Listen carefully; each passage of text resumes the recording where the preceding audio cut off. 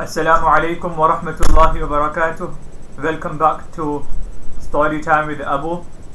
Alhamdulillah, for the last couple of weeks we've been doing stories of prophets.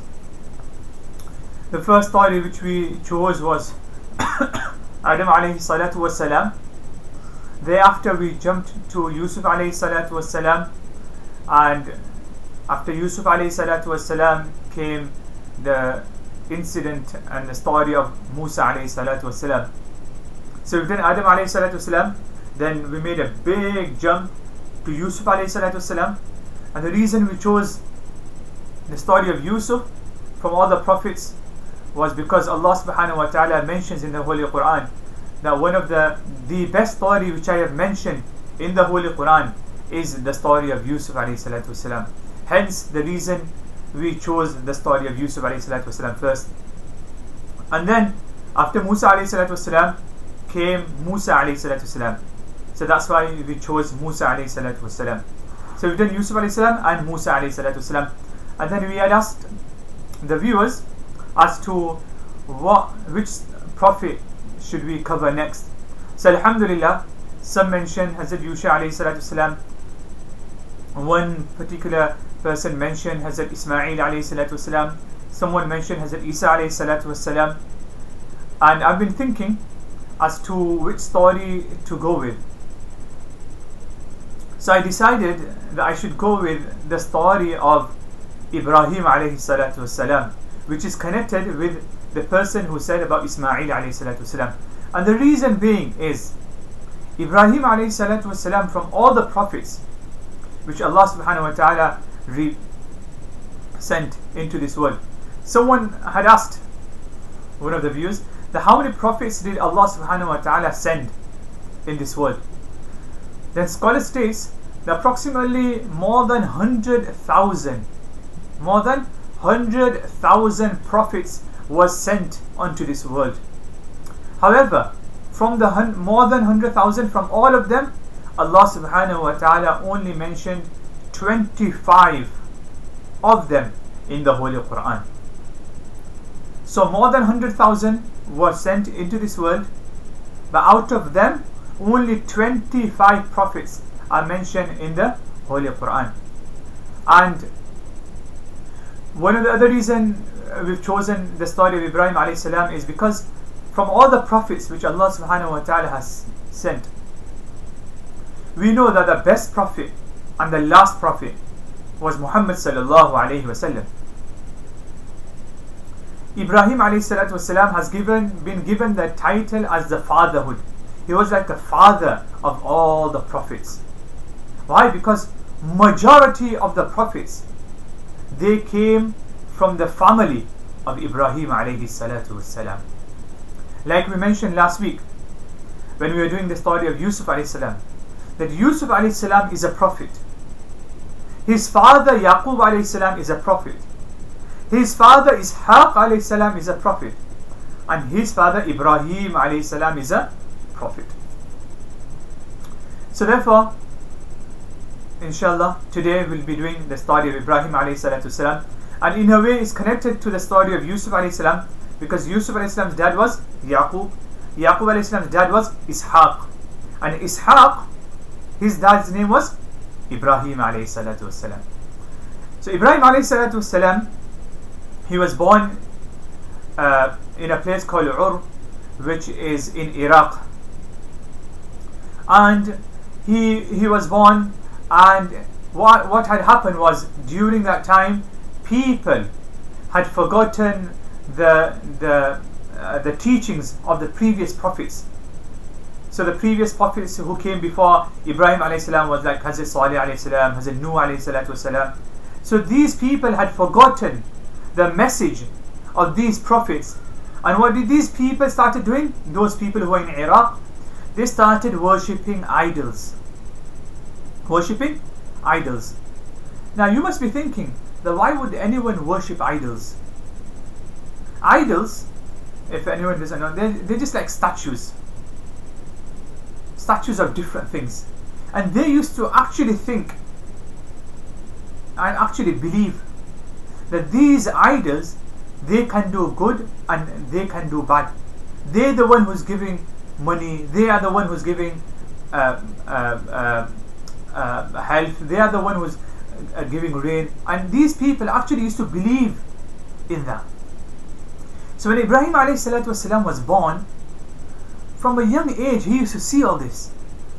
The people are asking things from idols, but the idols, they're statue. They can't do anything. And Ibrahim ﷺ couldn't understand this. Now what on earth are these people doing? They're just worshipping idols and asking from idols things? How can you even do that? How can you even ask things from an idol? They can't even do anything themselves, let alone helping others. And guess what? Ibrahim ﷺ's dad's name was Azar. His father's name was Azar. And he too was an idol worshipper. Could you believe it? Ibrahim ﷺ's father was an idol worshipper. Not only an idol worshipper, he used to carve and he used to make idols for people. So Ibrahim ﷺ would get really annoyed. But because it was his father, he would respect his father. But he would always tell his father, "Oh father, I don't understand all this. You carve, you make idols for other people, and you worship idols. But idols, they're just statues, they're just stones. They can't do anything." But his father would never listen to Ibrahim ﷺ, his son. So Ibrahim ﷺ every day used to think, how can I make my father understand? How can I make these people understand that statues, they don't do anything? So one day he found a perfect opportunity. What had happened was, he found out that on this particular day everyone is going to gather together and they are going to the place where they have statues, and everyone's going to go there on this one particular day. So it was like the festive day where everyone is going to get together and go to the statue place. So Ibrahim ﷺ found out about this. So what he did was he quickly went into that place, that area, and he broke all the idols. He broke all the idols, and he put the axe with what he broke the idols with, and he put it next to that big idol. So there was a big idol and there were small idols. So he broke the small idols and he put the axe next to the big idol, big statue, and he came home. So the day came when Azar and everyone, they were looking forward to go and see the statue. So they went. They entered the area where they had put all the statues, and guess what? They were all broken except for one big statue. They got really angry. Who has done this? Who had the courage of breaking our idols? They started asking each other that, did you hear anything? Do you know anyone who could have done this? Then they found out that there is only one person in our city who says bad things, who does not like us worshipping idols, and his name is Ibrahim. Maybe he's done it. Come on, let's go to him. So a couple of people with Azar, they come to the house of Ibrahim ﷺ, and they knock, and Ibrahim ﷺ comes out, and they ask, Ibrahim, have you done and have you broken the idols? Ibrahim ﷺ said, what are you talking about? Have you broken the idols? Ibrahim ﷺ said, show me, what are you talking about? So these people, they took Ibrahim ﷺ to that area where they had all the idols, and these people said, now tell me, Ibrahim, did you break all these small idols? Ibrahim ﷺ said, wait a minute, that big idol, can you see next to it? That big idol, he's got an axe. Maybe he's done it. Look at that big idol. He's got an axe next to him. maybe night time or some time before, he must have broken all these. They said, how stupid are you talking, Ibrahim? How can that big statue break all these small idols?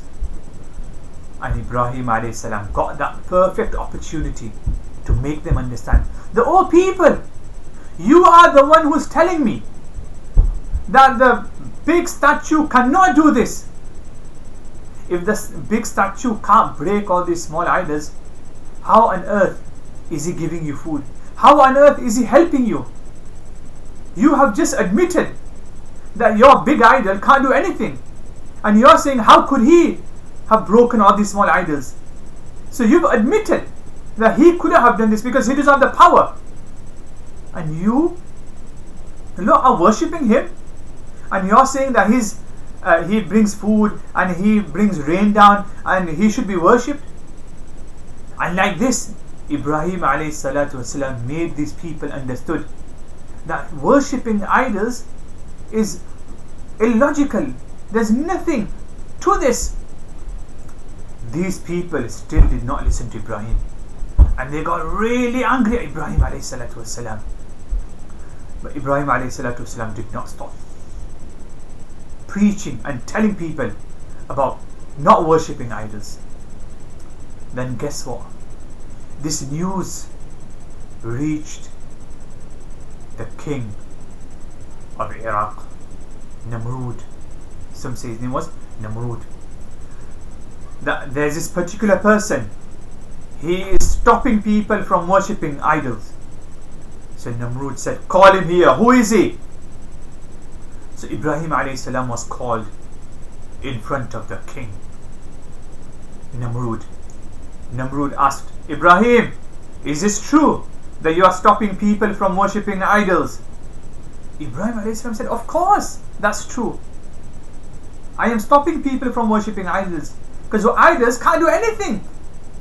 Namrud said, what are you talking about? Ibrahim alayhi salam said, yeah, they can't do anything. They can't kill anyone. They can't give life. And oh Namrud, you can't do that as well. You can't kill anyone. You can't give life. Namrud said, yeah, I can kill. Ibrahim alayhi salam said, no, you can't. So Namrud, you know what he did? He said, get me one person from the prison. So one person was brought in front of Namrud and he killed him. And he said, look, Ibrahim, look, I give life and I give death. Ibrahim alayhi salam said, no, you're stupid. If you think you give life and you give death, then okay, do this. I give you a challenge. Allah subhanahu wa ta'ala brings the sun from the east. Oh Namrud, if you think you've got the power, then bring the sun from the west. Bring it. And Namrud knew that he could accept that challenge, because how could he bring the sun from the west?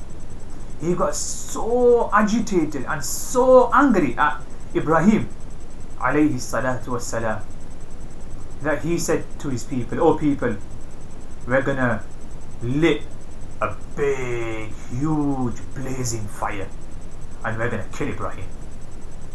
So that's what he did. He lit a big huge fire.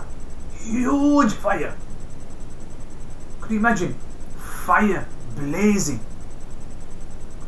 And he said to Ibrahim, oh Ibrahim, I am sorry, your time is up.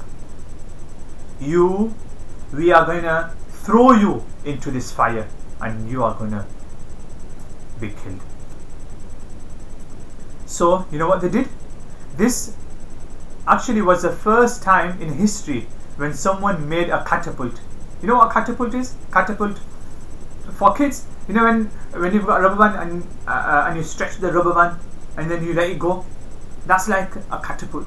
So what they did was they made a catapult, because they couldn't throw Ibrahim alayhi salatu wasalam in the fire just like pushing him in.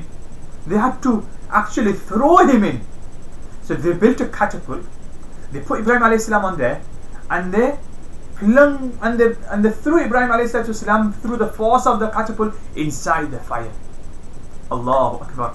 When they did this, And when Ibrahim alayhi salatu wasalam was in the air and was going to drop into the pit of fire, Allah subhanahu wa ta'ala said to the fire, "O fire, Ya naru kuni barda, O fire, become cool on Ibrahim.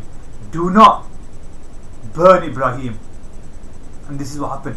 When Ibrahim alayhi salatu wasalam was dropped into that fire, the fire became cool for him. So from outside, people were thinking that he's burning in the fire. But Ibrahim alayhi salatu wasalam, inside the fire, he was normal. Because Allah subhanahu wa ta'ala had made the fire cool for him. Some scholars says that Ibrahim alayhi salam made a dua to Allah subhanahu wa ta'ala. As he was flung and he was being dropped into that fire, he said to Allah and he prayed to Allah, Hasbunallah wa ni'mal wakeel, Hasbunallah wa ni'mal wakeel, Hasbunallah wa ni'mal wakeel. And because of this dua, Allah subhanahu wa ta'ala accepted his dua and the fire became cool for him. And then later on, when people found out that he is not being burnt, they had to let him go. Then Ibrahim alayhi salatu wasalam lived a life. He left his place of Iraq, and it is stated that he then migrated to different places like Egypt, Palestine. And what we have to remember is he's growing older now, 30, 40, 50, 60, 70, 80, and he's just preaching and he's telling people to do good things.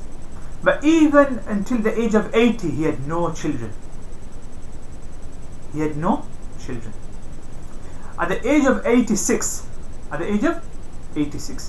Allah subhanahu wa ta'ala gave a glad tiding to Ibrahim. "O Ibrahim, I give you glad tiding that at this age I am going to give you a son."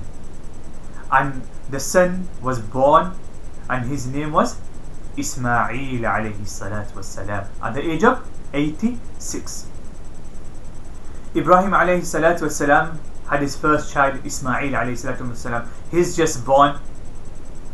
And then soon after this incident, Allah subhanahu wa ta'ala said to Ibrahim, "O Ibrahim alayhi salatu wassalam, I am going to give you an order. Make sure you comply with this order. And the order is that you take your wife Hajra and you take your son Ismail and leave the place where you are in and take them to a place in Makkah al-Mukarramah." So that's what Ibrahim alayhi salam did.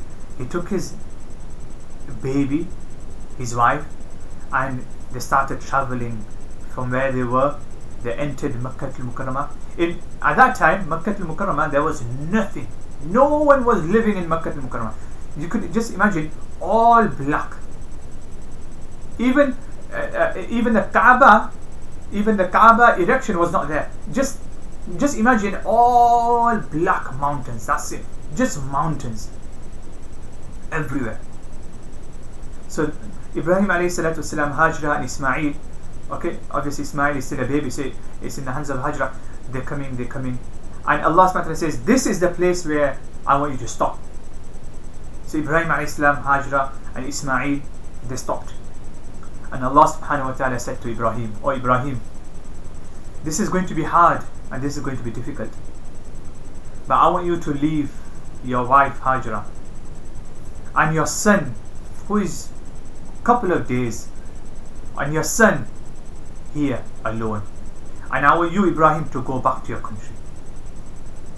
Now, because this was an order from Allah subhanahu wa ta'ala, he couldn't say no. So he said, "Okay, Wallah, I will do it." So he said to his wife, "Oh wife, this is an order from Allah subhanahu wa ta'ala. I have to leave you and our little child here in this barren land. No one, nothing. And I have to go back." Hajar alayhi salam said, "You're leaving me alone?" Then Hajar alayhi salam said, "Is this an order from Allah?" So she asked this to Ibrahim, her husband. "Is this an order from Allah?" Ibrahim alayhi salatu wasalam said, "Yes, this is an order." And he nodded his head. Then Hajar alayhi salam said, "Okay then, that's fine. I will live here, you go." And Ibrahim alayhi salatu wasalam left. And in that quiet, barren land, no one there, no trees, nothing, just mountains. There was Hajra, the little child Ismail alayhi salatu wasalam.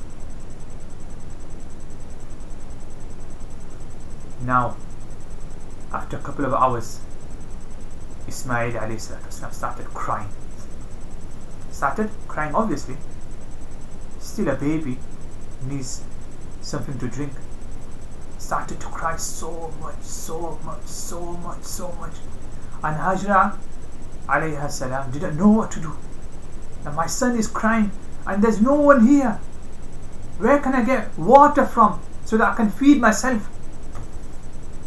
Allahu Akbar. So you know what she did? She put Ismail alayhi salatu salam on the floor, and there were two mountains. So just imagine there's the land goes like this, and there's two mountains, really big mountain. Okay. So Hajar alayhi salam would go on top of the mountain and go down, and then walk, and then go on to the next mountain to look for someone. And then when she couldn't find someone, she would come down and then walk and then run and then go back to that same mountain. These two mountains. So she used to go down and then go on this mountain. On top, she used to look around. And then when she couldn't find someone, she used to go down and then go back up that same mountain. And she did this 7 times. 1, 2, 3, 4, 5, 6, 7. And during this time, Ismail alayhi salatu wasalam is crying. And Hajra, she's trying to look for someone, she's trying to look for some water or anything. Now Ibrahim alayhi salatu wasalam is trampling on the, just like how baby would trample on the earth, on the floor. And guess what happened? Where Ismail alayhi salatu wasalam's foot were hitting that land, water started gushing out. So Hajra thought, what's happened? Could you imagine land and all of a sudden water just comes out? So Hajra alayhi salatu wasalam run, and this water wouldn't stop. It was just coming. So she didn't know, but how can I make this water stop? So she got her hands around where the water was gushing out from, and she said, Zam Zam, Zam Zam, Zam, which means stop, Zam Zam, Zam Zam, Zam Zam, Zam Zam. And the water stopped, and that water is still coming out from that same place which we call the well of Zamzam. And this is how that water was called Zamzam, because of Hajar alayhi salatu wasalam saying Zamzam, Zamzam, stop. And water started coming out slowly from that area, from that area, and that soon became a well. So Hajra and Ismail alayhi salatu wasalam, they started living in this barren land. Now there's Hajra, son Ismail alayhi salatu wasalam, her son Ismail, and then this water, Zamzam water. Inshallah, what happens after this? How does Ibrahim alayhi salam come back? Does he come back? Does Ismail alayhi salatu wasalam go somewhere? Inshallah, we will carry on with what happens with Ibrahim alayhi salam and Ismail alayhi salatu wasalam tomorrow. So this was the first part of the story of Ibrahim alayhi salatu wasalam. And one of the morals which we learned from the story of Ibrahim alayhi salatu wasalam was the steadfastness of Ibrahim alayhi salatu wasalam. That always when he knew the right, he never submitted to anyone. He always said the truth. What he thought was right, he always said it. So similarly, when we know that something is right, then we should keep hold to that, and we shouldn't become weak, that we should be strong in our opinion if it's right. So this was one moral. The other and the last moral before we end is obviously the water of Zamzam is the best water which is out there in the world. Some scholar that the Zamzam water is even better than the water of Jannah. Some scholars says. And why do they say this? What's the evidence? Some scholars say this because when we will be doing the story of Prophet sallallahu alaihi wasallam, this incident will come. That in the life of Prophet sallallahu alaihi wasallam, Prophet sallallahu alaihi wasallam's heart was cleansed 4 times. Angel Jibreel alayhi salam came to clean his heart 4 times.